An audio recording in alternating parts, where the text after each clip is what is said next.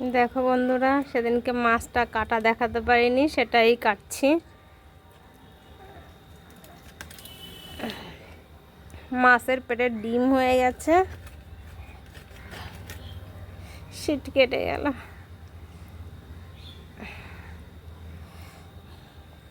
পিসটা করে নিয়ে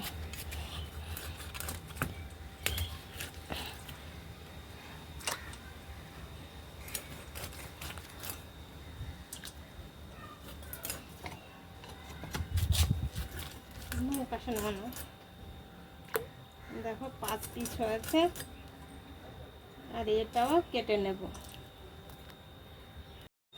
দেখো সর্ষে নিয়েছি, আর শুকনো লঙ্কা নিয়েছি, আর রসুন নিয়েছি। দেখো মাছটা ভেজে নিয়েছি, সাদা মাছ একদম কালো হয়ে গেছে। আর এই যে ফোড়নটা দিয়ে দেব, সর্ষে ফোড়ন দিলাম, আর মশলাটা বেটে রেখেছি একে একে গুঁড়ো মশলা, জিরে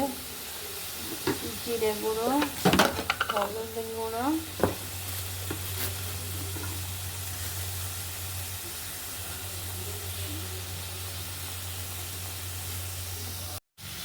ধনে গুঁড়ো, আর গোলমরিচ গুঁড়ো, নুন। আর মশলাটা ভাজা হয়ে গেছে, মাছটা আমি দিয়ে দেব, তারপরে একটু জল দিয়ে দেব। জল আমি দিয়ে দেব। আমার রান্নাটা হয়ে গেছে, মাছের ঝোল মশলা দিয়ে। এটা পেঁয়াজ ছাড়া করেছি, রসুন দেখলেই তো, সরষে মশলা। আর একটা দাদা ভাই বলছিল মাছটা খুব স্বাদ, সত্যিই খুব টেস্টি মাছটা।